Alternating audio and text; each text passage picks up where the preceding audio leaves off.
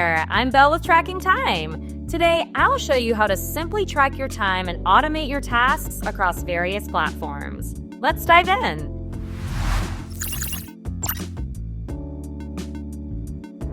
Start by following these steps.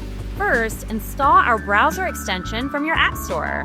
In my case, I'm using Google Chrome, but it's also available for Microsoft Edge, Mozilla Firefox, and Safari. Next, here's a crucial step. Once installed, make sure to enable the domains where you want the extension to appear. Without this, the extension won't show up. You can still enable all domains to ensure a seamless experience across all your tools. Finally, head over to your favorite work platform site. You may now track your work in real time by hitting the play button, add manual time entries, and access your reports.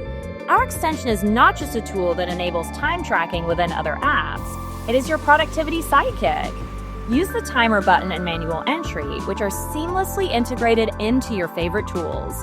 This way, you'll be able to access your logged activity among the names of the projects and tasks where they were created.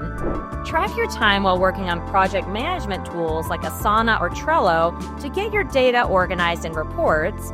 Minimize interruptions to your creative flow by tracking time on tools like Figma or Notion, or measure time spent on each cell of your spreadsheets on tools like Smartsheet. No more app switching headaches. Dive into your reports right where you work. Access tracking time directly from your tools and get a 360 view of your time logs. Let's quickly recap the game-changing concepts we covered today before you start tracking your time smoothly with Tracking Time. Install the extension, enable domains, and start tracking. For more productivity insights, hit that subscribe button, give us a thumbs up, and visit our academy at trackingtime.co/academy. See you next time!